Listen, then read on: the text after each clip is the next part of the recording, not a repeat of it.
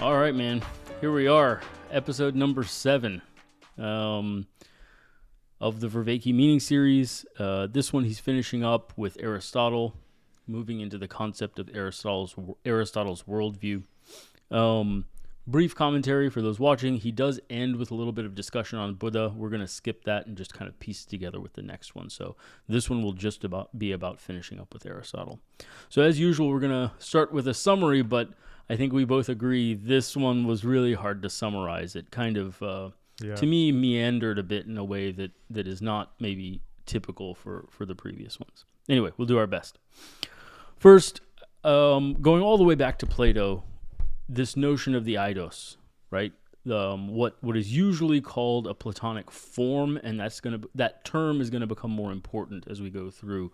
But the eidos is the structural, functional essence of something, right?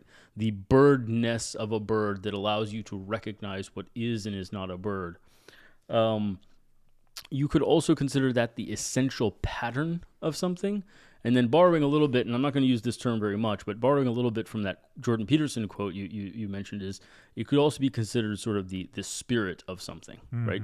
The pattern, the essential pattern of the thing. So he most commonly uses structural functional organization as his concept of the eidos, but it's also going to be important to talk about that as the form, right? So just keeping in mind that is the essentialness of the thing. So the bird-ness, the chair-ness, the essence of it. So he starts by reviewing episode 6, talking about Aristotle's account of change and development, that something is being informed, meaning the eidos, the pattern, is being added to something. So when you make a chair out of wood, that wood, you are adding the form of a chair, the pattern of a chair, the essence of a chair to that wood. He talked in episode 6 about how biologic things inform themselves via dynamical systems and virtual engines, and that wisdom is the cultivation of character, and character is having a virtual engine that regulates your self-development so that you can live up to your potential. So what is living up to your potential? He created that hierarchy that inorganic matter is informed into a living thing. Living things are informed or actualized into self-moving things. Those are animals. Self-moving things are then actualized or informed into mental things. The psyche is the part of you that moves the most, that moves yourself, that makes yourself.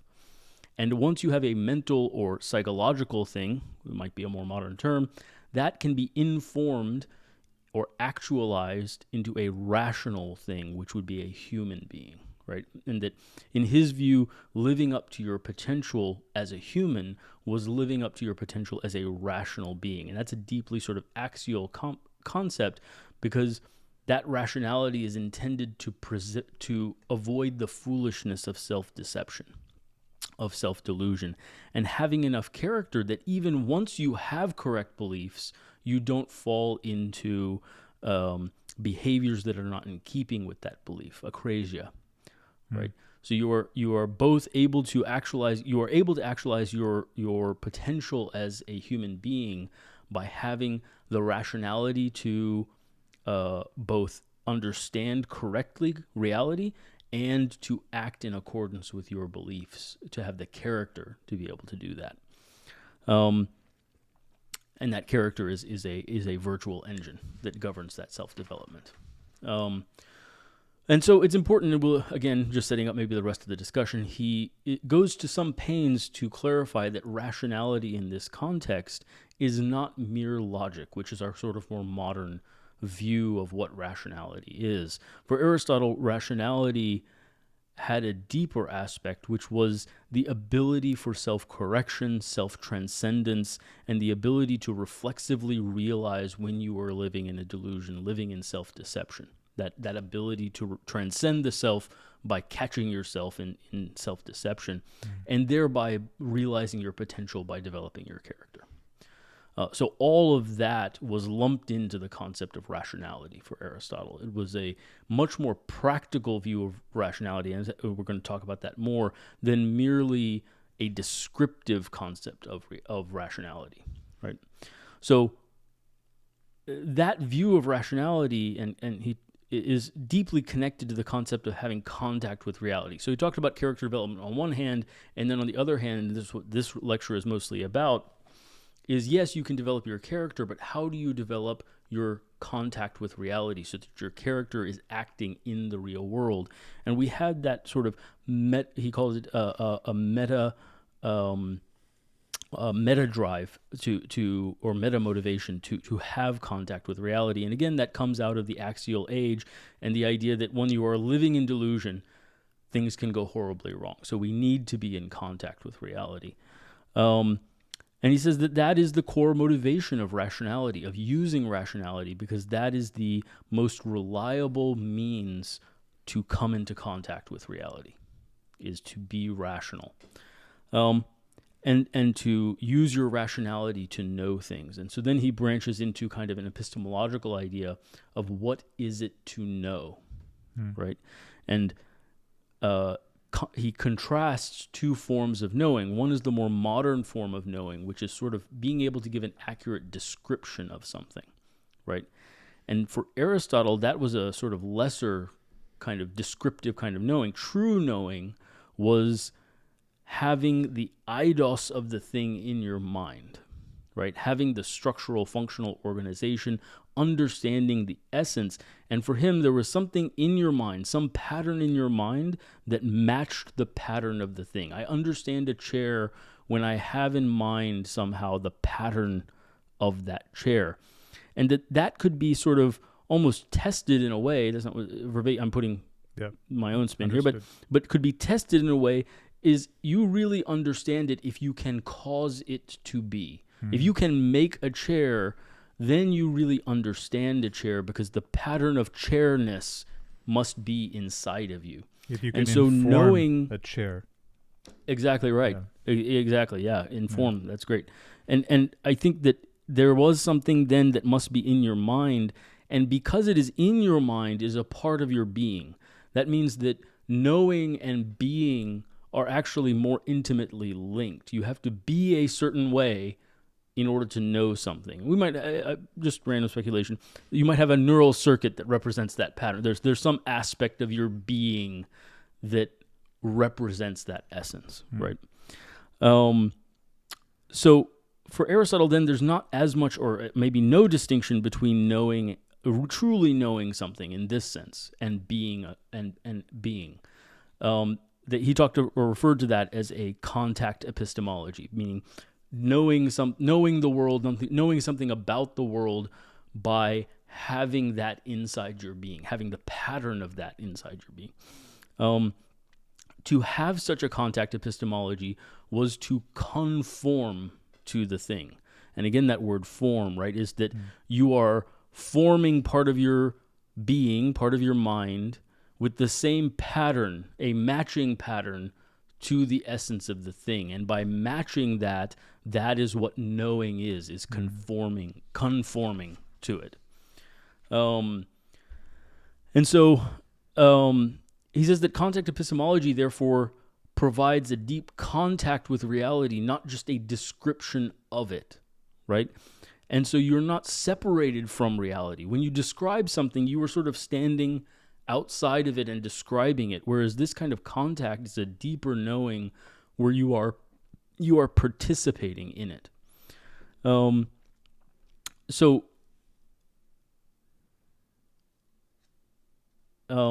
He talked about having ideas of like how you could test whether you are making sense correctly of the world, right?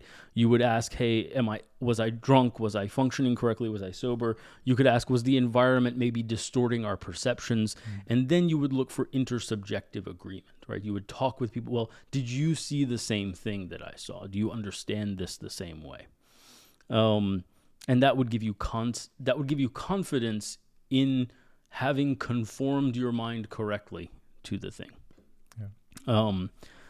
So then he says, well, what is the structure of the world? And for him, it was a geocentric view, but that meant more than merely, sort of the Earth being at the center of the solar system. For him, geocentric meant that we are at the center, right? And that means that we are the center of our cosmos. And that provides a place for us in our actions and in our what he'll talk about as a worldview later on. But he also talked about the notion that all things move with a purpose because they are trying to get to where they belong. So even gravity for him, when we dropped something, it moved toward the earth because it belongs closer to the earth. So there was purpose in its movement. The thing wanted, because I move because I want to go somewhere. His theory was that things fall because they want to be closer to the earth, right? So the notion of meaning and purpose was deeply woven into his entire account of the world. And the reason that, despite being wrong, is an important view is because he had a matched and mutually supportive concept of how we know things and what the world is like. Meaning what the world is like supports my notion of how I know the world, and how I know the world supports my view of the world. And that mutual back and forth was what he called a worldview. It's the combination of our account of knowing or understanding and our account of the world or of the thing we know. So I both know the thing correctly and I know how to know correctly. So in such a view, because the world is geocentric, because we are at the center, it makes the entire world into what he calls an arena. An arena is a place that is organized in such a way that we know how to act in it. It makes sense to us. We know where things belong. We know what actions are appropriate, and we know how to gauge and calibrate our actions, how to be involved, and how to interact. So it's a place where things make sense. We know the rules, and having an account of the world that matches our account of knowing and vice versa makes the world into that kind of arena, and thereby makes us agents in the world. He used that term agent, right? And to be an agent is sort of, it's a mutually self-defining thing with an arena, right? Is that the arena defines the agent and the agent defines the arena. And his example was a football player, right? Is that if you're a football player, there would be no football arenas if there were no football players, right? You have to have football players in order for the arena to make any sense. If the world doesn't have any, then there's no sense in that. But vice versa, the arena of playing football defines the football player, right? And so there's a mutual, what he called co-identification there, where because the agreement or because the understanding of what is the correct set of actions is there, it allows you to play football, rather than the absurdity of being a tennis player in a football match, right? Or, the old joke about, somebody sits down to play chess and then somebody starts jumping around like it's checkers, right? Yep. That's absurd, and we laugh at that because it's a mismatch between agent and arena, right?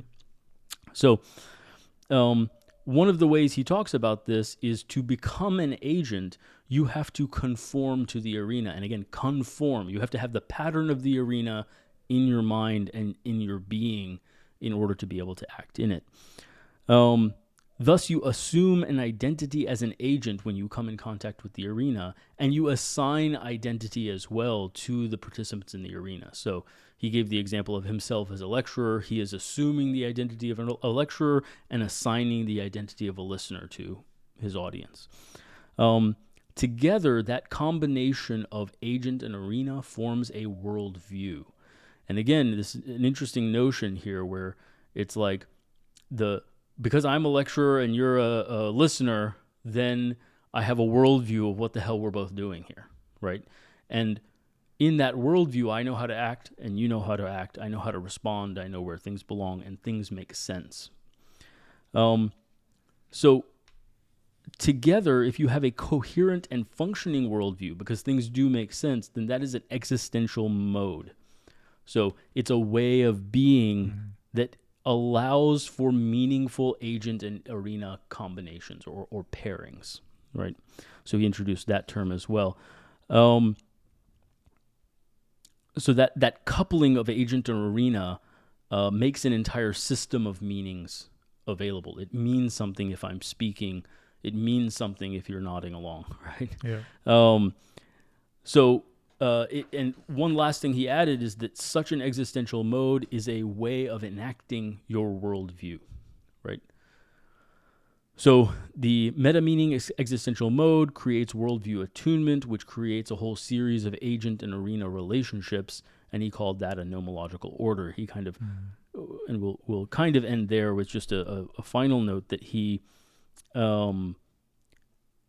says that he goes through all of this, and I think he kind of came to what I perceived as maybe a more insightful idea there at the end, or a more concrete idea at the end, is that it creates a connection. All of this stuff, worldview and attunement and X, Y, and Z, creates a connection between your intellectual project of wanting to be in contact with reality correctly and your existential project of knowing how should I be in the world, right? And so that to me kind of goes back to the notion of developing your character. How should I be in the world? And understanding the contact with reality. What is the world, right?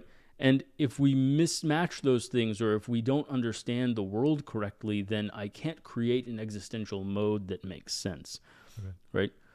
So that was the summary. I'll let you chime in because I've been talking for a while, but no, that was it was a hard good to put summary. together. No, this was a very challenging one, as I told you off air. I had to listen to it 3 times, take notes, think about it a bunch, to try to extract as much out of it as possible. I feel like the term nomological order that he sort of, I feel that was probably the correct, should have been the title of his lecture, because all of the ideas that he was sort of constructing, whether it's the conformity theory and the geocentric Aristotelian worldview, is all in service of setting up the idea of the arena-agent coupling, which then, if that is harmonious, you have then achieved some sort of order that he refers to as a nomological order, right? In that existence feels like it rests on a bedrock of a law-like ordered activity, right? Almost the Jordan Peterson order chaos sort of dichotomy,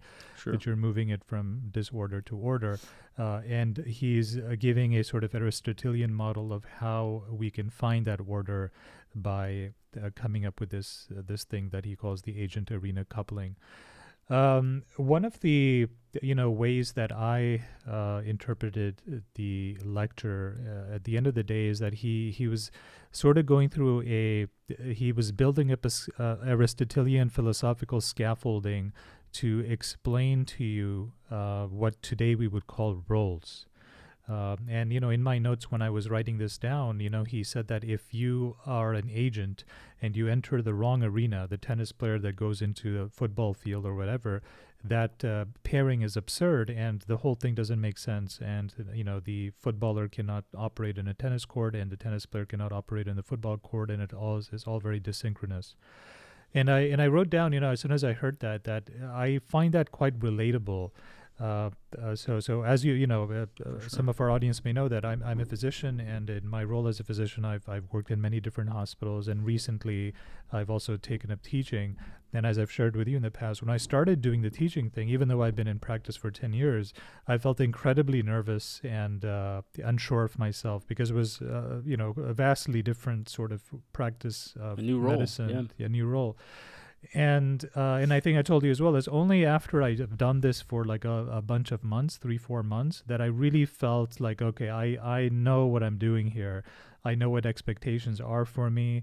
It's all these, little things. It's like, how much time should I give the residents? How involved should I be in end-of-life conversation with the residents? It's all these things that there's no rules for it per se, but you just have to discover your style, right? Yep. Participatory knowing. Yeah, it's participatory knowing. Contact epistemology. Right? 100%. And that's the whole thing of it, is that, you could read an essay. I could have written myself an essay and send it back in a time machine to the past, and the person would have read it, but they wouldn't actually have known unless you're in the thick of things, right? Unless you're actually in the weeds, doing it yourself, letting a reality give you feedback as you go, and then molding and then pushing back, with the experiences you have to sort of assert your own values on the situation until you find that there's a harmonious balance, that there's a balance between the feedback you're getting from the environment and your values are also being exercised, and things are just sort of in sync now. And that took a few, months for me to get to, because I realized that I was getting used to learning a new role. The medicine is all the same, right? I still know, I knew how to practice medicine when I walked in the first day. I mean, come on, let's after having done it for 10 years, but I was surprised myself to with the degree of uncertainty that I had, because I just wasn't sure, like, what is considered, what is it to be a good attending, right? Because that's what I was interested in doing, and it wasn't obvious at all, right? Because there's all these variables of, like, how much time should I be putting into this, and how much help should I be offering? Am I offering too much help, because they have to do stuff by themselves, am I being too nice to the residents, should I be more critical sometimes? And all of these sort of things that you have to calibrate take a while to sort out, right? Especially if you are doing the Aristotelian rational reflection. I'm like, am I doing a good job? Let us reflect on the day. Let us reflect on my time, which is what the Aristotelian, which is the exercise of the conformity contact epistemology of rationally reflecting on the situation. And so I think what he was getting at with, and the teaching hospital that I started working in became my arena. It became the junction between the conformity of knowing how to do the job and understanding the arena properly. Like, okay, these are the rules of the road here for this particular place, right? This is what they expect of me. This is what I don't need to be doing. This is what I should be doing more of, et cetera, et cetera. And that all gets honed until finally, month 3 or 4 of, doing this new job, I felt very much at ease.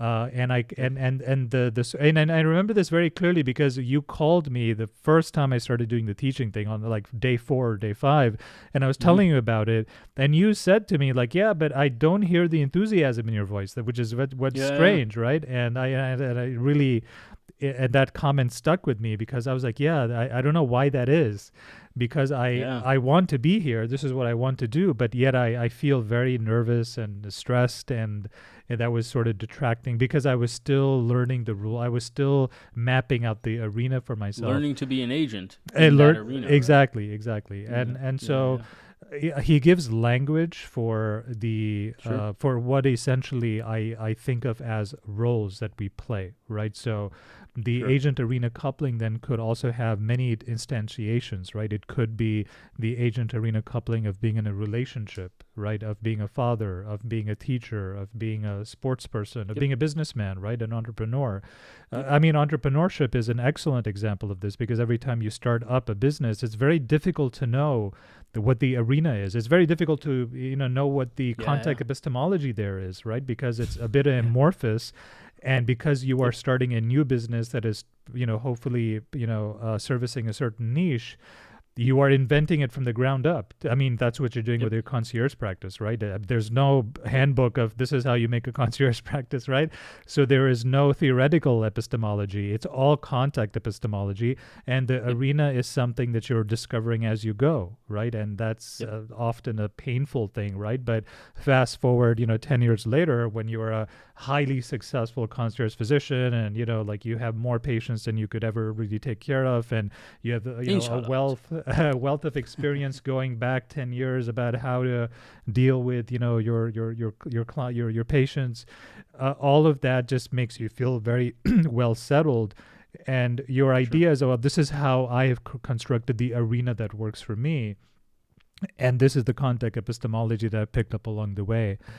And the reason I kind of struggled with this entire lecture to begin with is I felt like this was a lot of work to get to the idea of roles. If the interpretation here is my interpretation is that he's really just talking about roles that we play, and that if we are to find meaning in the actions, in the endeavors that we initiate in life, we must think of it as filling a role. And I know that this is something that Ben Shapiro actually talked about some months ago. He was being interviewed about things, And he says that we find meaning in the roles that we play, whether that's a father, whether that's a teacher, whether that's just that or the other, right? And the society expects these roles of us. I love that. We assume these roles. And there's, we fulfill multiple roles, and this seems to be giving a philosophical scaffolding, intellectual rigor to why it is that feels meaningful. Why it is that if we don't have a good definition of what an agent is, a good definition of what the arena is supposed to do, the work that these concepts do, it doesn't make sense why we feel a sense of the absurd when we're an agent in the wrong arena, or we're in an arena where we don't understand the contact epistemology yet, right? We don't really appreciate what the rules of the roads are. We haven't studied the arena first. So that's one of the things I got from it. The other interesting thing as well is he talked about the geocentric model of the universe, or the Aristotelian model of how we experience things, is even if it's subjectively incorrect, even if it is objectively incorrect, it is subjectively true. It is a metaphorically true analogy, right? It does useful work for us if we think of it this way, because that is our subjective experience. For our subjective experience, the world is all around us, and we're at the center, right? And that's that's the only truth that really matters there. And even if it's an incorrect way of looking at the world in the objective way, it doesn't seem to matter, right? What really matters is what is metaphorically true, and. So one of the ways I interpret that as well is that you could also have meaning-making activities in endeavors that are not necessarily consonant with, what society would view as good or not, right? So I give this example to you in private, quite often as well. I'm sure like the Nazis felt a great sense of meaning and purpose when they were operating, right? They're like, yes, we have a certain mission. And I'm sure they were infused with meaning and purpose, right? So you could be in the correct arena that gave you meaning and purpose, right? And you could be the correct agent in that arena, and that might give you tremendous meaning. But that is not to say that a person who is infused with a meaningful life or a sense of having meaning is necessarily a person that is good for society. And again, now we're talking about what it means for a meaningful person to exist in society if his sense of meaning is discordant with society's values, and that's a different conversation. But the meaning crisis in our modern day has been so it's so stressing and so severe that I think oftentimes we don't think about the fact that you can also have bad purpose. You could also have, we're just looking for some purpose. Give me something to latch on to, right? Whether that is, gender identity, or whether that is racism, or whether that is, anti-Trumpism or pro-Trumpism. And in fact, we're seeing this sort of Nietzschean kind of, exaggerated, extreme, meaning-making activities, whether that's, joining an extreme cult, a political party, some sort of a gender identity group, whatever it is, because people just want something in their lives so that they feel that their lives matter, right? And it's not covered in this lecture, but it's obvious to me using these sort of examples that you could create meaning-making machinery with these constructs and still not have a quote-unquote ethically aligned course in your life, right? Those are some of my initial thoughts. Don't know if you had some pushback there. Yeah, no. I mean, a couple of things to respond to. I think I really like that notion that you were quoting, that we find meaning in the roles that we play, right? One thing that occurs to me, again, in terms of the meaning crisis, is, and it's a Jungian concept as well on some level, is that part of self-development is willingly choosing to take on certain roles, right?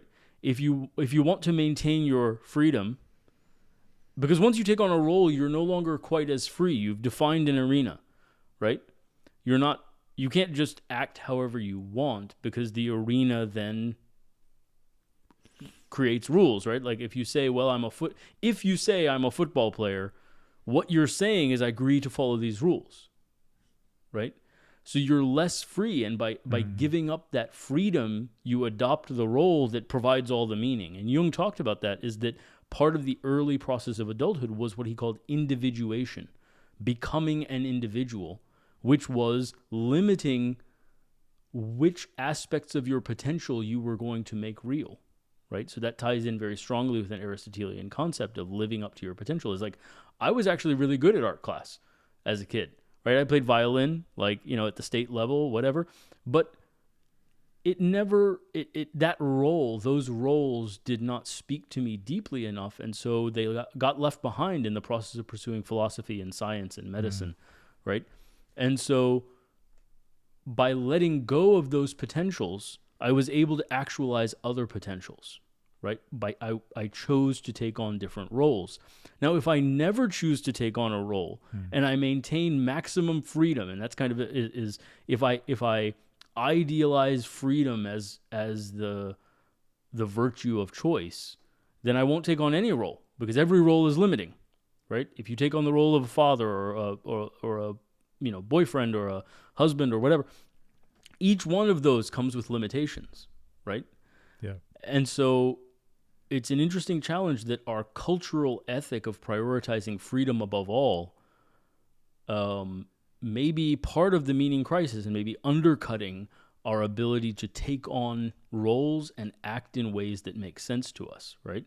And so you have to choose a role first, and in order to have this kind of contact with reality and to conform yourself to reality so that it makes sense, right?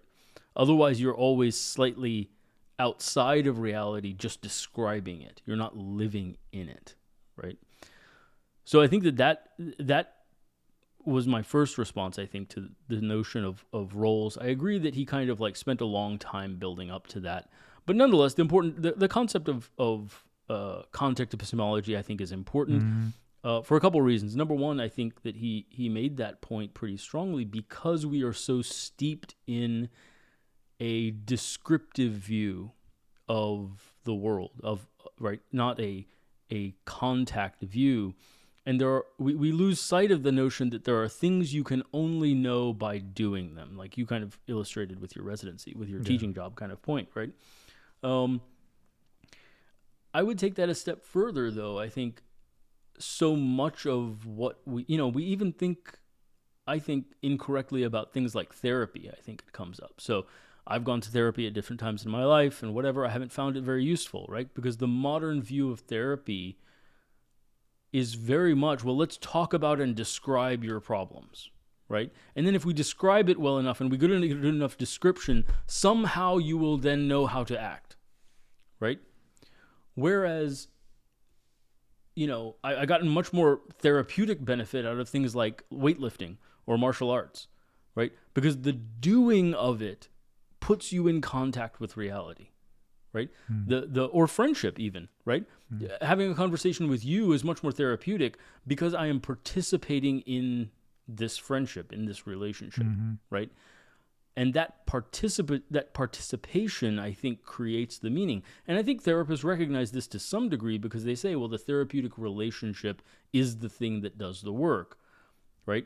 But at least the therapists I've been to don't do a great job of establishing a great relationship, right? They maintain and it's the ethics of that profession are, oh, well, I don't share too much of myself and I don't judge and I don't whatever. Whereas you're going to tell me, hey, dude, I think you're an idiot. Like, what the fuck are you doing? Right? And we can argue about it. And through that, we are participating in a relationship that is real in a way that I have not experienced in therapy. Other people have, to be fair. I think I've known people who had a good relationship with their therapist and felt very close to them as a person. And I think that allows for that participatory knowing, playing the role correctly in a way that kind of leads to development, I guess.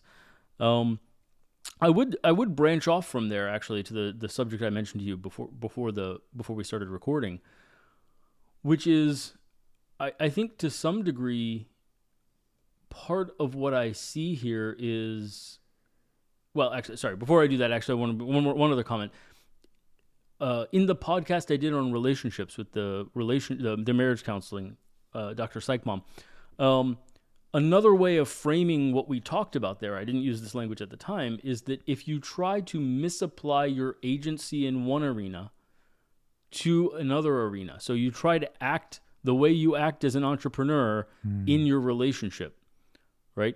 Or you act the way you act in your teaching job in a relationship, then things are misaligned, right? And although the it challenge would becomes, be great to be in a relationship where the partner does everything I ask, just like the residents, it's yeah. I mean, I think we keep trying, right? No, I mean, but I think that is kind of the problem, right? And actually, I think the real challenge becomes when certain arenas have significant overlap in their rules, right? So let's say one arena is a football arena, the other arena is football but with one rule modified somehow, right? Or a couple of rules modified somehow. Well, how does that work out, right? How do you play that game? And I think that one of the challenges as physicians is, even in personal relationships, everyone asks for your medical advice. Well, I'm dealing with this. I'm not feeling well. My dad is sick. My whatever, right? You're never really completely off. Maybe the bartender, the barista asks you I go home to visit my parents, and it's constantly talking about all their health issues or my cousin's health issues. If my parents are doing okay, then they're worried about somebody else, right? So then the relationship I have with that person is also colored by my behavior in the other arena. How prescriptive, how dogmatic should I be in this relationship? Say, hey, you need to do this. You need to eat this way. You need to take this medicine. Don't take that medicine, whatever the deal is, right? Well, now the arenas are blending, right? The roles are merging, and that becomes a bit of a problem. But I think with medicine in particular, I think that's a great example of that role, that arena is hard to leave behind because most people interact with you at least partially that way, right? And so it's not always clear cut where the arena is. So that was the last comment there. And before I move on to the next subject, we'll let you. Well, yeah, no one asks a chemical engineer about his expertise when he goes home to visit his family. Right. I had this issue I really was meaning to discuss with you. It's one of those things. Sure. The idea or the term worldview is also, I think, it does a lot of work as well. I mean, it ends up collapsing and synthesizing all the ideas that came before it. If you have a worldview, and just the word itself also lends itself to just an intuitive understanding of what that means, right? And I cast my mind back to when I was growing up in Saudi Arabia and Pakistan. Those cultures are quite insular. And at least when I was living there at the time, they no internet in Saudi Arabia when I was there. And, in my dad's village, which I've visited a few times, it's, little access to technology there still. And as a result, they're still kind of very much the same belief systems that they've had for centuries, right? Even today, like you go back and, whoever is my parents' generation or even 20 years older than me have very specific ways of looking at the world. And that involves not just, the ideas of money, but, you get to a certain age, then you get married, and then you have this many kids, and you live with your parents and you support them as they get older. And there's this sense of if you're a male, this is your role to play in society, right? And this is your connection to the village, right? And it's a very deep connection.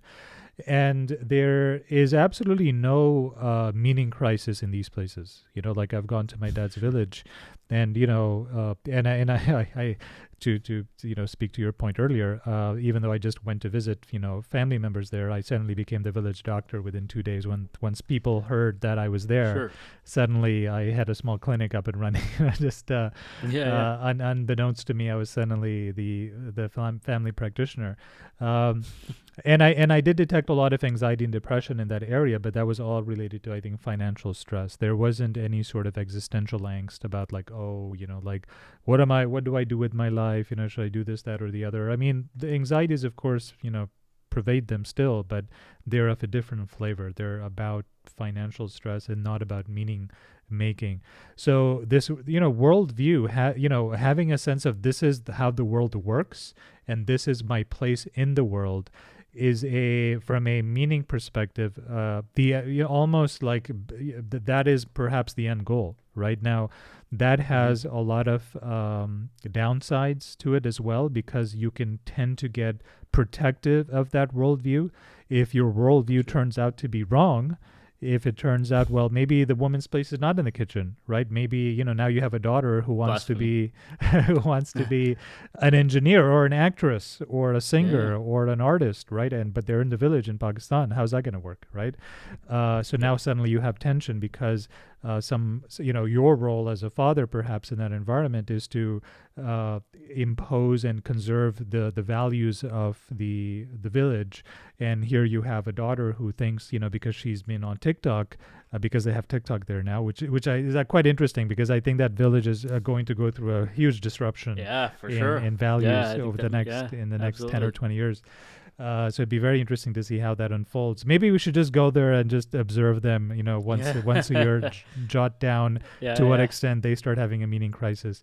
Because that's what happens when, conservative values start to erode, is now you have a crisis of meaning. And to find a new worldview when the old one starts to look shaky and not be true anymore, when you feel that the arena is not what you thought it was, and the contact epistemology is actually not accurate, when that starts to happen, your worldview starts to break. And we talked about that when we discussed the axial age revolution in the first or second lecture. Is if you were an ancient Egyptian and you were in the middle of the Egyptian civilization and you had 10 centuries of history before you and constancy before you, you had a very, very specific worldview. If you were an Egyptian noble in that time, your worldview was, I am a noble and I have slaves and I have a certain number of females at my disposal and I have this much amount of money and I have this connection to the emperor and this is how everything fits together. And I know that to be true because it's been going on for the last 1,000 years, right? So there's no way it can't be true. Obviously, that worldview no longer holds. And whenever a worldview is stress tested and shattered, and the arena agent decoupling occurs, and the agent is not even sure how they get to the contact epistemology, and the arena rules of the rules of the arena or the morphology of the arena is completely unclear, that's where meaning breaks down. I agree with that, but I think I think it takes a step further even in our society, right? One of the big differences between the two examples you listed, the village and the axial age or the pre-axial kind of Egyptian thing, is that the roles are handed to you. In our society, you have to choose your role. Right. You get and you get all the benefits of that, but you also get the responsibility of choosing, right? And so, in those societies, if it's like, hey, this is your role as a man or a woman, this is your role as a bricklayer, this is your role as a whatever, this is handed to you, right? And you get the downside of not really being able to choose, but you get the upside of not really having to choose, right? And so you get a sense of meaning and purpose in life that is at least built on something, and even if you push back against it, you have something to push back against, right? In a worldview, in an arena that makes sense, right? Whereas we have to choose our roles, choose our arenas out of an sort of infinite number of possible roles and arenas, right? And we see more and more people having more and more potential roles, right? You mentioned like gender identity stuff, and you mentioned or whatever. It's like, well, no, maybe I don't have to perceive this the same way. I have the freedom, but then you have to pick, right? And if you don't pick a role, if you don't pick a role that has a place, right? You pick a role that has no reference. Well, you don't know how to act, and other people don't know how to act towards you, and it creates a meaning crisis, right? Because, or you pick sort of. You don't pick a role, right? You refuse all other roles, but you don't pick a role. Well, then you end up in a meaning crisis, right? Because you've rejected all the arenas that have been offered to you, but you haven't really picked one either, right? And so, but it's very tricky to pick an arena. I mean, or to pick a role, right? Because I think figuring out, especially if you were raised in a particular way, let's say you were raised super conservative, but as we would identify with this as immigrants, but I think there's thousands of variations of this concept, is you're raised maybe fairly conservative, but you move to a place like the U.S. that's very progressive, right? And you realize there were more roles available to you, and maybe you don't like the role you were handed as much, and you want to choose a different one, right? Well, if you're still younger and your biggest contact is your parents, right, or your cousins or your family who are all steeped in the previous tradition, it's not clear how to adopt a new role. Like, because how do I have contact with reality in that new role? Because my entire social subjective world is based on the previous role. And if I reject that, if I say, no, that's wrong, no, that doesn't make sense anymore, X, Y, or Z, well, great. But then how are you going to come in contact with reality, right? You have to go out and find new people. You have to find, and again, it has that uncertainty that we talked about with the residency or with entrepreneurship or whatever. It's sort of an entrepreneurship of your personal life even, right? Where I don't know the role, I don't know the arena, I'm going out in search of understanding it better. And there's a brutal aspect of just doing it wrong and getting letting the world slap you upside the head, falling back and being like, okay, well, I guess I understand better how to conform myself to this new arena that I've chosen. And it's very hard because your previous arena, you understood the rules. Like when I go home, I know that we're having tea at this time and we're talking about, my whatever.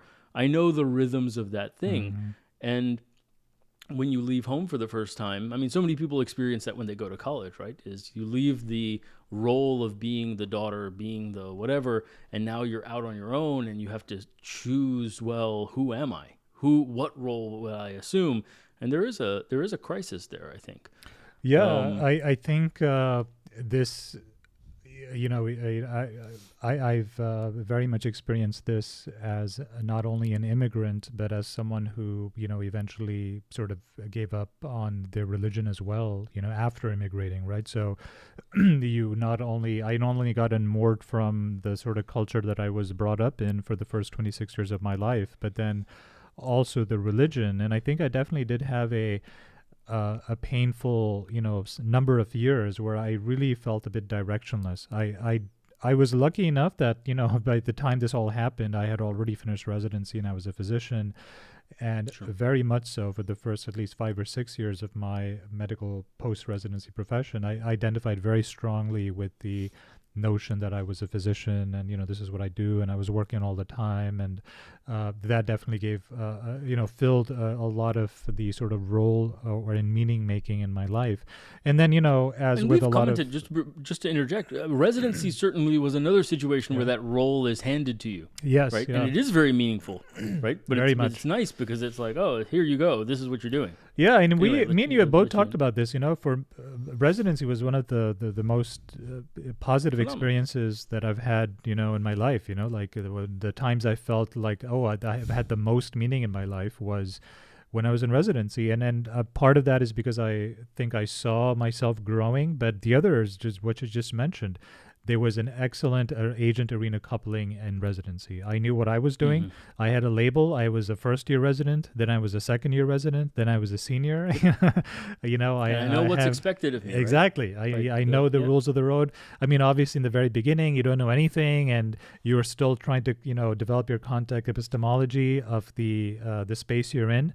But a few months in, you know exactly how to operate in that system. Yep. You have to be at a certain place at a certain time. There's very rigid rules, and that entire rule set imparts a sense of meaning. And the great thing about it is that in that milieu, you see yourself growing also. Right? Like actively changing as well upwards, right? You are self-actualizing. And it's almost like, like now I bring it up. I'm like, I want to do residency again because it affords, and it was, just to be fair and just to be very accurate, also some of the most stressful times of my life were in residency, right? And yours as well, right? Some of the most unhappy times, right? But when we look back at it now, I just think of it as positive because I'm contrasting it with, the the meaning tension that has arisen in the last few years of my life, as you're well aware, that I've contended with. Well put. It could be very unhappy, could be very stressful, but it was full of meaning. Yes. Yeah. And so, yes, when you look back, what you remember is how meaningful it feels good. It's a positive sensation. Very positive. Right? It reminds me also a lot of this movie, Fiddler on the Roof, which I grew up with. It starts out with this guy saying, hey, here in our little village of Anatevka, you might say that every one of us is a fiddler on the roof. And trying to scratch out a simple, pleasant tune out of our lives without breaking our necks. And how do we keep our balance? That I can tell you in one word: tradition. And because of our traditions, every one of us knows who he is and what God expects him to do. Yeah. Right? And so that is very much capturing the essence of here is your role. Absolutely. Right? You are the village matchmaker. You are the village tailor. You are the village, that's your role. That's your place. The other thing I will say, just bringing it back to like atheism, because, the two of us, I still consider myself an atheist, is that when, if you are, that wry grin of yours, when you are in a conservative religious environment, and then you abandon those values that later on in life, as many people, I'm there's nothing special about me, many people of my age, my generation, have left behind their religious traditions. Then two problems occur, right? The first one is then you have to choose your values, right? So now you have a new task in front of you. You have to find an arena, right, within which you can sort of find some conformity, and you can create those meta meanings of like you're the agent in the arena. But the second problem is you start to lose confidence in the notion of the contact epistemologies. Like, well, I thought I understood the world as thus. Right, there's a God, and the God, wants me to do these things, and this is how he wants me to orient myself in the world. And depending on the religion you're from, some of these rules can actually be quite pernicious, right? So if you were a Scientologist for 35 years, as many people have, and then you suddenly leave, your notion of what the world was and what you really thought you knew is all out the door. And the challenge later on in life then is that you have to build that all up. Just because you left it doesn't mean you can't. You have to put something in its place now. But since you you felt, and now you believe that you were engaging in a delusion for substantial amount of time, you are extra reluctant now to commit to a new contact epistemology, because what if that's wrong? Right, and Peterson talked about this as well. The way he puts it is that once you lose faith in something, you lose faith in faith itself. So that if you were to commit to a course of action, it's like, okay, this is my role here. Well, is it? Are you sure you're not going to lose faith in that? You thought this religion you were following made a lot of sense, and you were, card-carrying member.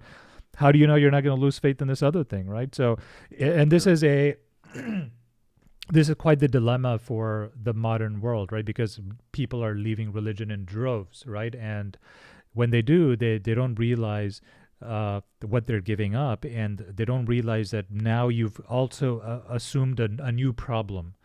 Right, and I think that part is missing, right? It's like it's fine and good to leave a pernicious religion that did no work for you at all, that brought you unhappiness, whose values, you did not agree with. That's all good and well. You've done that, but now what, right? You still have to fill that, God-shaped hole with something, right? You still need an agent. That existential mode. You still need an existential mode, exactly, right. Yep.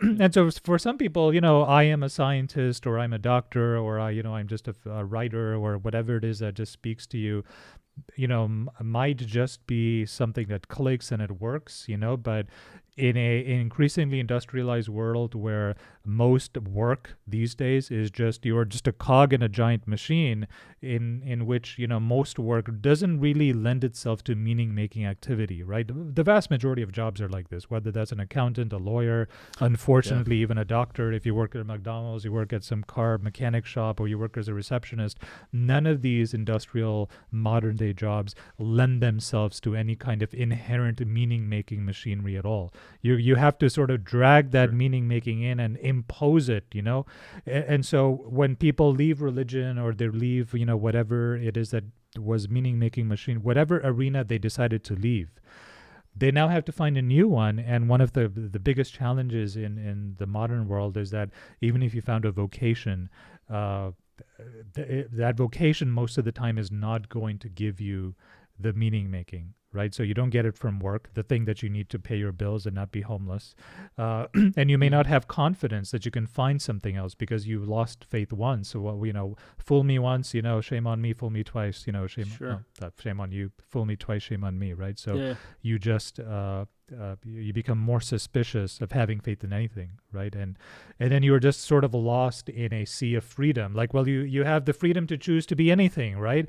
But you have so much freedom that you have no direction, and you just drown in the sea of, the ocean of freedom that's all around you. You don't know what to hold on to keep you afloat.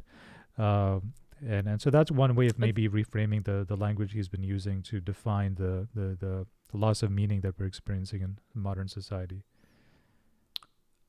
Yeah, I think that's well put. I will say I think that my other commentary, and this dovetails exactly into what I mentioned to you before, where I wanted to go, so I'll just take it there. Aristotle in his account, he says, he's like, well, what is it to actualize yourself? You need to actualize yourself as a human being, right? As a human, your actualization, your fulfillment of your potential is to be rational. And now it's a much broader definition of rationality in terms of not falling prey to self-delusion, maintaining good contact with reality, and developing your character, right? That's fine and well. What's interesting is, for me, I think for us in the modern world, that actually may not be even a sufficient level of actualization. I want to actualize myself not only as a human being, but as myself, as Zain, right? I actually want a greater degree of actualization than merely just as a human being, right? I don't want just a categorical actualization. I want an individual actualization, right? And so you apply that same whole thought pattern then. What is it to know yourself? I mean, that goes back to Socrates in the oracle at Delphi, right? What's the commandment at the oracle is know thyself, right? Well, what is it to know thyself is to have the eidos of yourself, the form of yourself in mind, to have the pattern of yourself in your mind. Well, what is the essence of yourself? What is the pattern of yourself? And that is sort of really kind of understanding your potential, your unique potential. That's not just your human potential. That's a part of it. You have to have that. You have to have the rationality, the contact with reality, the reality check. But you also have to have something more, some essential knowledge of yourself and this is where with the tie-in, and what roles you want to play, right? What roles are actually the fulfillment of your individual potential, not just as a general human being, not just as a member of a village, right? But uncategorically as an individual, what is your full potential? What is the essence of yourself, and which and I think we struggle with knowing that. We struggle to have contact epistemology with that, except by maybe experimentation and going out and saying, hey, let me try to take on this role, right? And then see if I feel like it is a fulfillment of my individual potential, right? Because and that's the thing, is that we can't just sit and talk about it, right? Like, we can talk a little bit and maybe have some understanding, some description, but then you have to go live it. And you have to say, hey, let me try out this job for a little bit and see, what happens. I mean, and what's involved in that role. I mean, you and I recently talked about, okay, you got a lot of fulfillment from your role as a teacher in residency, right? But you weren't leaping to take a full-time job there. Why? Because that role has aspects that are not meaningful, that actually are destructive of your meaning, right? And so there's a difference between your role as a temporary teacher and your role as a full-time employee teacher that destroy the very thing that you were getting out of being a temporary teacher, right?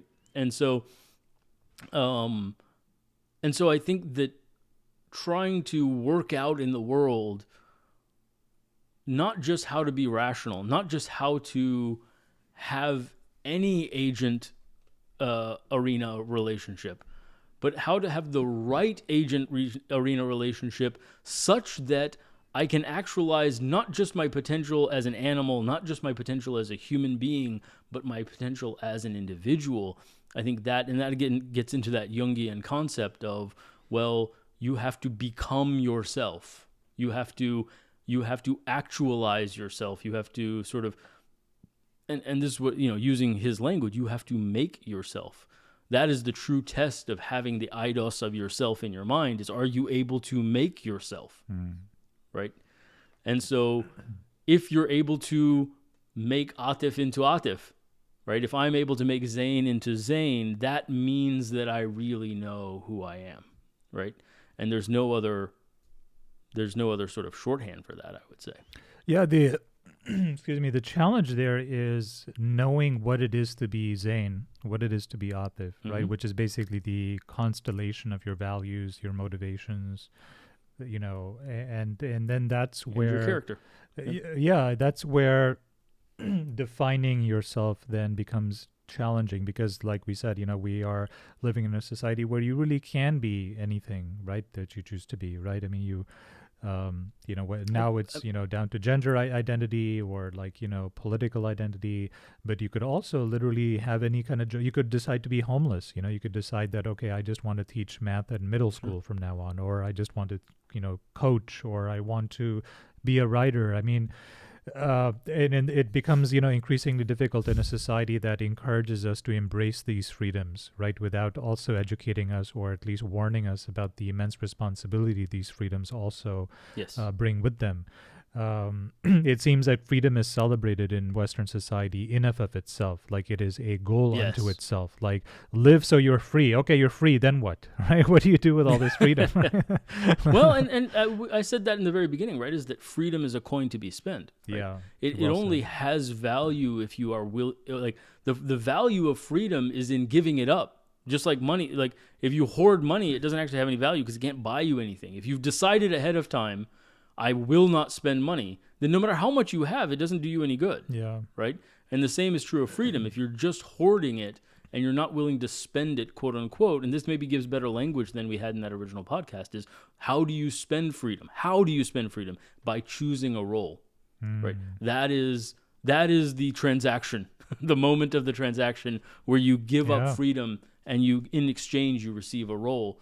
An agent arena relationship is what you receive in return. Yeah, I mean, you hear stories about I've heard it from patients. You may have heard it from patients itself, and just people in real life who have issues with addiction, or just don't have their lives in order, and then suddenly they're a father or something, and they're like, yes, once my daughter came into the world, I just turned my life around, and blah blah blah blah, because they found a role. Right, and they, the love they had for their child made them willingly limit their options. They're like, I care so much for this child that I'm willing to sacrifice, right, the other potential roads that I could walk down, because this is just biologically. I mean, you could argue that evolution and dopamine and serotonin and oxytocin, are responsible for those feelings. Whatever is responsible,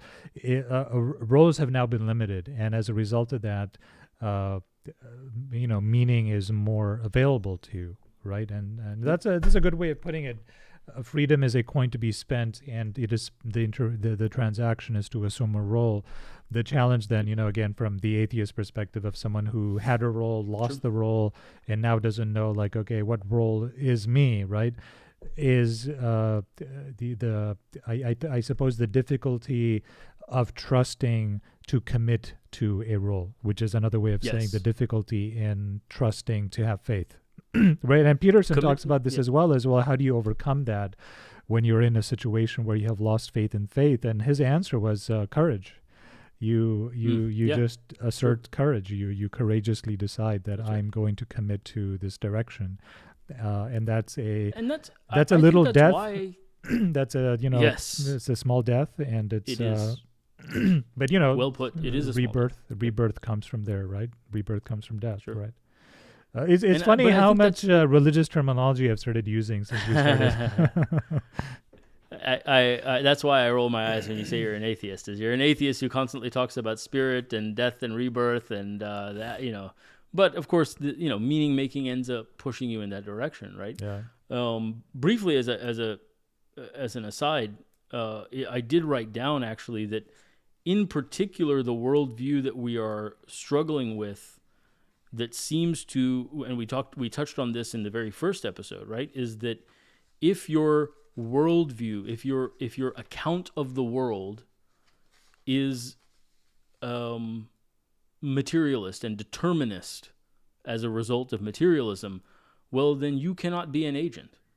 You have no, there is no role. It's an immediate destruction of any potential for meaning, right? Yeah. And so that's why it becomes hugely problematic, is that our scientific physics sort of worldview is inherently in conflict with the notion of having any kind of role, right? Because you can't pick, right? There's no such thing as picking.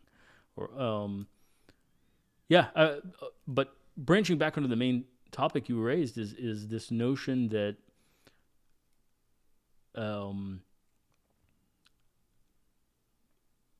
when you have lost your previous role and you are trying to choose a new one, something that we struggle with even in terms of a freedom-based society, that transaction and having courage, exactly those things together, is commitment, that notion of commitment, right? And at least in the U.S., in some ways, when you go into medical school, you're in so much debt that you're committed. Right? You can't back out of residency, right? You can't practice. You're, hundreds of $1,000s in debt, and you're committed, right? And that's part of what gives the role power. Right? That really is, unfortunately, for good or bad, that is part of what gives the role power. Is that I'm in this role now because I'm committed, whether I like it or not, right? And so there is that sort of what Taleb might consider sort of virtue signaling or signaling of not virtue signaling, but signaling of commitment, right? I think people talk about that in terms of why should wedding rings be so expensive, right? Well, because if we all agree that you're going to spend a quarter of your annual salary on a wedding ring, you're not giving it to a one-night stand, right? You're not giving everybody a wedding ring, and that's why it symbolizes commitment, right? Because it is costly. The sacrifice itself is what gives that symbol its meaning. Because I've given up other, like I said, I gave up violin, I gave up sort of art, or I gave up other things that I could have pursued, that I would have enjoyed pursuing in order to pursue medicine. And those sacrifices add to the meaningfulness of that role, because I've actually paid a cost in freedom in order to assume this role, right? And I don't know, I think we struggle in our society to make those sacrifices willingly, and to really make those commitments as willingly, and to see them through. Yeah, I mean, part of it is perhaps whenever you do decide to pick a role, go down a certain path, you are inevitably going to run into obstacles, difficulties, and without a sense of who you are and what you're trying to accomplish, without a installation of values that you want to embody as an agent in an arena. The minute you enter arena and the arena you enter into is full of lions and dragons, you're like, I'm in the wrong arena, or this arena is not as fun as it used to be. Let me go find another arena. Yeah. And that again comes down to the problem of choice, right? As Neo from the Matrix has famously said, is that we are perhaps distracted by all the potential options that are out there, especially when, we're also living in an age of social media where you may be slugging away at some menial task that is, nonetheless still moving you forward in the arena of your choice. But then you get on Instagram and you find some guy who's living a life much richer than yours, 10 years younger than you, obviously way more successful, apparently doing a third of the work and having a much, better time of it. And you're like, am I doing the right thing here? Am I in the right arena? Sure. Maybe I should conform differently to the world. And so, the message is... But the messages are also coming from the world, destabilizing in that way, right? And I told you just recently that I was a village doctor for about a week when I was in my dad's village a couple of years ago, and I told you they had a lot of issues with anxiety and depression at that time, and a lot of it is of course financially related. But they have also remarked, some of the men over there, and I found most of this, by the way, from the women. They were the ones who had most anxiety and depression. And one of the things that I've also noted that was different was that everyone had phones now, and everyone had access to some amount of internet. Not all the time. The connectivity wasn't there all the time, but they were all on Facebook, and they knew about Instagram. Yeah. So in this very remote village in Pakistan, which is not connected to anything else, and no chance of it suddenly financializing and skipping generations in terms of material improvements. That's not going to happen. It's a very slow moving evolution there, but they are connected to a world where everything is moving very fast, and they see that disconnect. So they unfortunately they have the worst of both worlds, right? Because they see other people have the freedom, and they see that they don't have it themselves, and they are somewhat now resentful of the limited amount of freedom they have, because they feel like maybe these are not the roles for them anymore, but they don't even have the option to explore another role. There's a quote I'm very fond of from Khalil Gibran. He says, when my cup is empty, I resign myself to its emptiness, but when it is half full, I resent its half fullness. Well said. And it captures this idea, right? Yeah. Just a little bit of contact with that freedom really kind of makes it almost worse. It's so funny that you mentioned social media and the Matrix, because that's literally, so just reading my notes here, right, is he had said that we are trying to connect our intellectual project of being in contact with reality with our existential project of knowing how to behave in reality, or how to act in reality in such a way that gives us meaning. And so on the one hand, we have the scientific issue, materialism, determinism, kind of breaking away at the notion of action, right? And on the other hand, we have social media and sort of virtual reality, the metaverse, breaking away at our contact with reality, right? And so both of those are actually even under attack, right? Because social media is very much an illusory world. Yeah. Like, that's not real, Absolutely. right? And yet people live their lives more and more in that sort of unreal world where there is no role that you have on Instagram, right? There's no role so that you have the on social media stream is basically unsettling our contact epistemology. It is making how we understand the world less certain. Correct. Because they're like, hold on a second, here I am slogging away, and look at this guy on social media. Yep. It's like, how come I don't have a six pack? I go to everybody's- the gym as much as this guy. Sure. And everybody's smiling, right? Everybody's Right. happy. Everybody's, on the beach, right? People aren't showing you the pictures of themselves like having existential angst and wondering what the fuck the point of it all is, right? Like that picture's not on Instagram. Though actually, I really have always wanted to start an Instagram page that was just like all the low points of my life. Like, here I am being fat. Here I am being, ugly. Here I am like miserable. This is I want to reinstitute the contact epistemology, right? Yeah, you. But of course, no one would follow that page. The other side, right?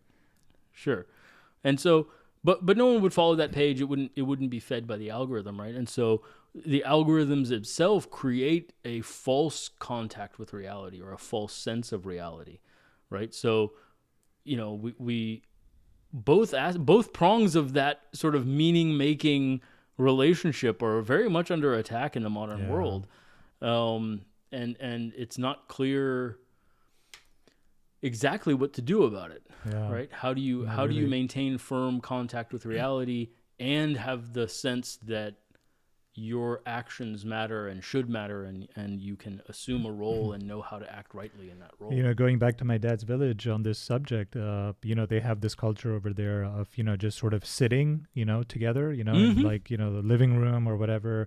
It's a very common thing, like you'll get these sort of makeshift jute like beds, that are just a bunch of wood, strung together, and just lay them out. They weigh nothing, so you can plop them all over the place in some garden or lawn, and then people just come and go. It's a very common thing. Just wander in someone's house and sit, and they have a tradition of having tea together in the afternoons, right, as well, in the evenings rather. After they're done with their afternoon nap, they break their naps with tea, and that's a time for just communal talking, and people are catching up, and everyone's just sort of sharing what's going on with them and their opinions on things, and that reinforces the contact epistemology, right? You hear about the lived experience of other people in real life, right? Like who are actually living their lives in your environment, as opposed to on Instagram 1,000 miles away. And it reinforces your sense of how the world works. You feel like, okay, yeah, he's having the same experience as I'm having. Intersubjective agreement. Right? Exactly. There you go. What Aristotle described, right? Right. And then it solidifies, right? So yeah, that's a good point. It's definitely worth putting a pin in this idea that social media destabilizes our contact epistemology, our understanding of how the world actually works, right? It's because it's everywhere. We can't, I would even put like our, popular culture in that bucket, right? Movies and books about heroes and stuff, right? Where everyone's just a badass and,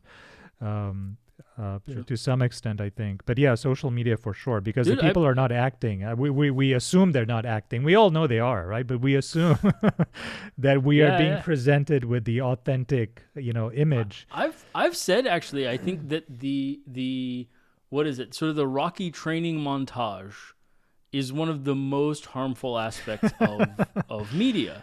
Right? So you're saying like, swallowing a dozen eggs is not going to make me look like Sylvester Stallone? It will if you also work out that many hours a day, and you also do that every day. It's not once, right? The movie only showed it once. Right? That was every day for months or years at a time, right? And the movie is only an hour or two, right?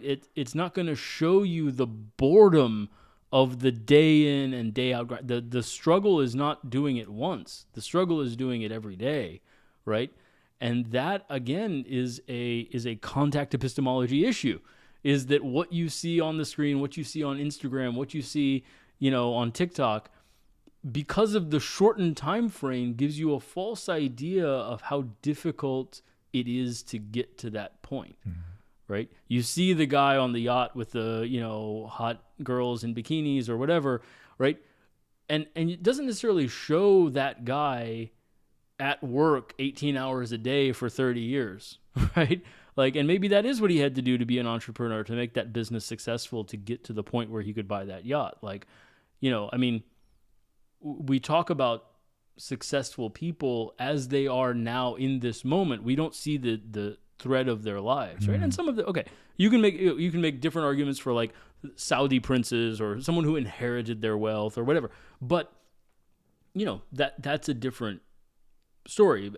I guess what I'm saying is that we don't see either story in its fullness, right?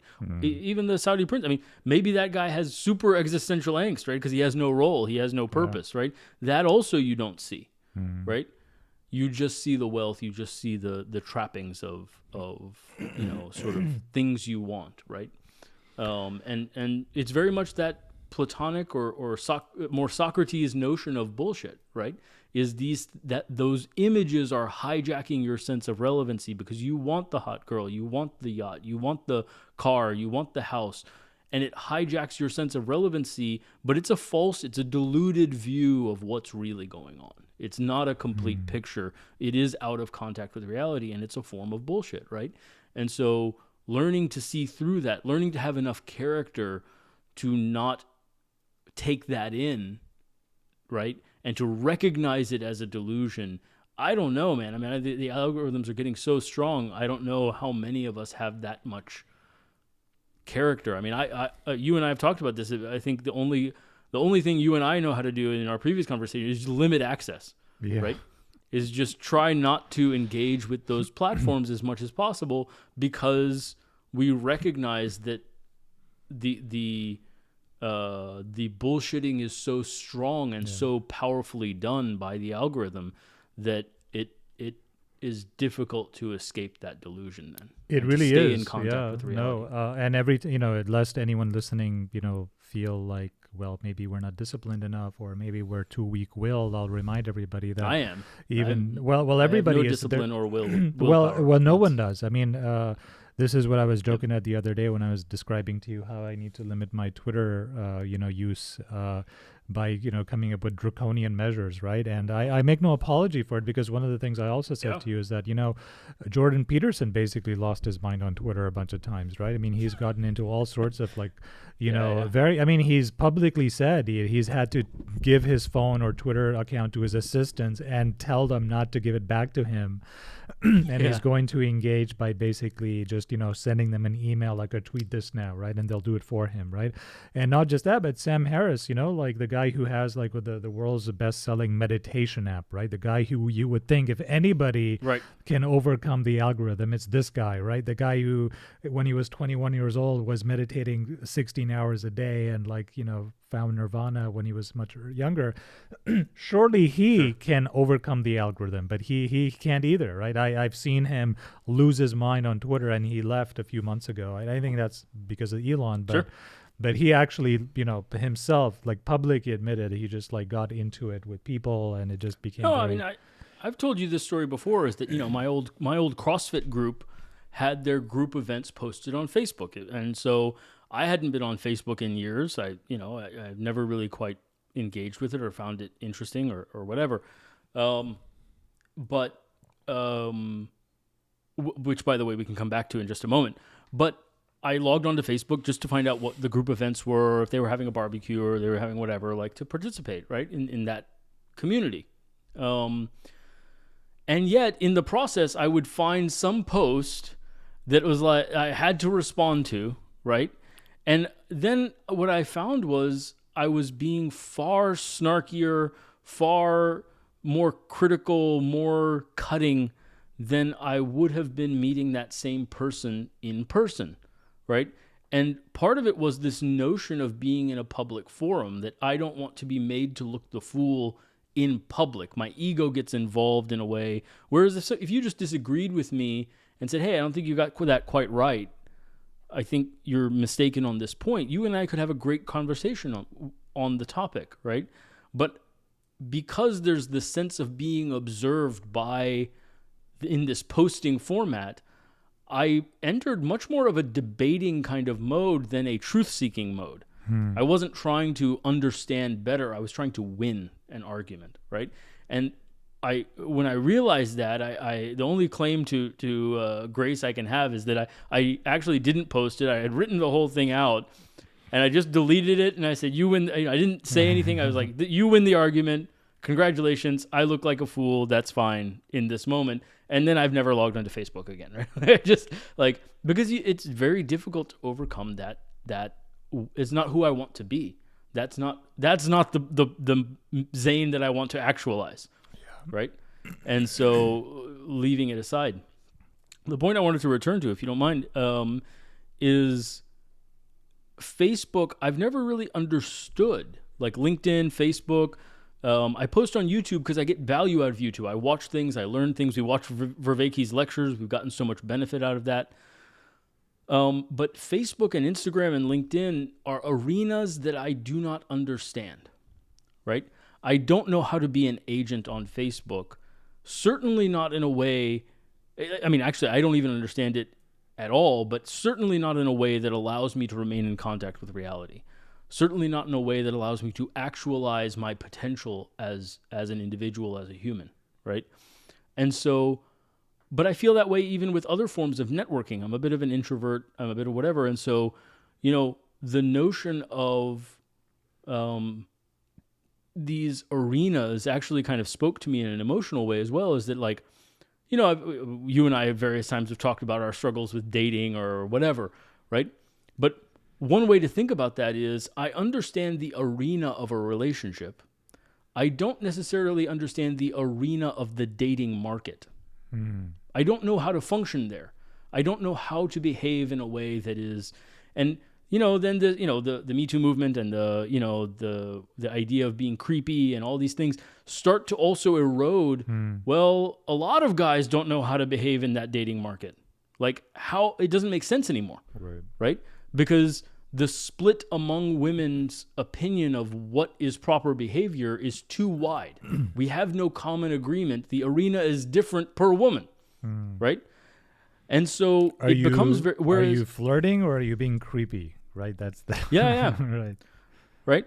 And it depends very much on her worldview, right? And so that's not a predictable thing. So the arena of the dating market becomes very difficult to understand, right? And then we see that even digitized on Tinder or whatever, where, a lot of guys start out with, what would be in person an incredibly inappropriate comment, right? But it's attention grabbing. So it functions as a proper behavior in that arena, right? Even if it's rude, even if it's off-putting, it may be off-putting to a certain percentage of women, but it catches the eye of another set of women, so it is sufficiently useful as to be the proper action, right? And so we are incentivizing through these digital platforms. Our definition of the arena is affecting how the agents behave in some sense, right? But in all these, in Facebook and LinkedIn, that sense, in the dating market, if you don't understand how to be an agent, how to develop the agent arena process, you end up feeling like this is just absurd, which is very much how I feel about Facebook, very much how I feel about even kind of like that notion of trying to go to a bar to pick up a girl. It seems absurd to me, right? Because I don't know how to have that agent arena relationship. I never developed that skill, or part of me, it's both things, right? Or part of me does not view that version of myself, that agency, as a part of my highest potential, and rejects it on that basis, right? And yet wants the outcome, and so then you're trapped in a situation of absurdity to some degree. Yeah, I mean, social media collectively just represents a large amorphous arena that's poorly defined, and contact epistemology of it is very difficult, right? To sort of get, because it's it's fast changing, it's moving, and there's many communities in there. And you also sort of get false signals, right? Like if you are having a conversation with the person in real life, you would not necessarily get snarky and, start getting into debate mode right away, because this person is sitting right in front of you and there's something like social graces and the eye contact and the guy's physically there in front of you. Whereas on Twitter, there's a depersonalization that occurs that makes the contact epistemology even more confusing. On an abstract level, you do know that you are dealing with a human being on the other end of that tweet or Facebook post, but somehow it doesn't really connect, right? And it then becomes very difficult to orient yourself in that landscape of like, how do you actually deal with people? And yet it still affects you psychologically. So it has all the downsides, right? Of like the negative psychological sort of effect, without any of the upsides of like really feeling like you're, surrounded by people and you have social connections and you have, that guy has your back because you now have created 20 tweets with the guy. You have no idea who that guy is, right? But you don't really get a sense of connection on social media the way you do in real person. So it's just like the worst possible arena, because you can't orient yourself, you can't get a accurate contact epistemology. Everything is just sort of just a little off focus, right, off center, totally, and disorienting as a result. Yeah, I mean, you can come up. So there's even real world examples of this, and this. So I'll bridge this back to the previous point I was making about making yourself, right? Is that if you think about people that spend a ton of time on social media, right? Well, they are making their persona on that media platform as sort of the process of making themselves, but the contact epistemology is flawed. Right? And so, that creates a false sense of self as well. And you're not quite in contact with reality. That can happen even in the real world. I mean, I think one of the things I realized recently is like, if you do, when I was doing CrossFit, or even if I go to, lift at the gym or whatever, right? Inevitably, there's some social comparison, right? And you see these guys who are like in their 20s putting up, 3 plates and just, like really, amazingly strong guys, right? And there is a sense of like, whoa, like I'm not that strong, right? And that's just in the limited arena of a real world interaction, right? But then I don't go out much, I'm working a lot and I'm kind of introverted, right? But that means I also don't get as much contact with the general public to reframe where I am in the social hierarchy of fitness, right? Just taking that one example, right? If you only go to the gym or you only go to CrossFit gyms, well, your mental model for where you are in the hierarchy gets thrown off compared to the general population, right? Similarly, even more so when the algorithm is only feeding you the fittest people, which are even way fitter than the people in the local CrossFit gym, right? This is an international sample of the fittest people in the world. Well, yeah, that's going to put your mental model of where you are in the hierarchy completely askew, right? And so I think that the algorithmic selection process, the all or nothing sort of winner take all aspect of the algorithm, adds to the problem of having a proper sort of like connection with reality in your own mind. The more time you spend in that world, so to speak, or in that virtual world, right? I don't know. Yeah, no, I agree. All right, man, we're hitting up on 90 minutes cool. in. Is there any other topics, or are we good for this one? I think we're good for this one. We'll pick Looking it up with Buddha forward to the next time. one. Yes, he's talking about the Buddha the next one, so hopefully we'll discuss that soon. Very interested in that particular lecture. But yeah, good talk, man, as always.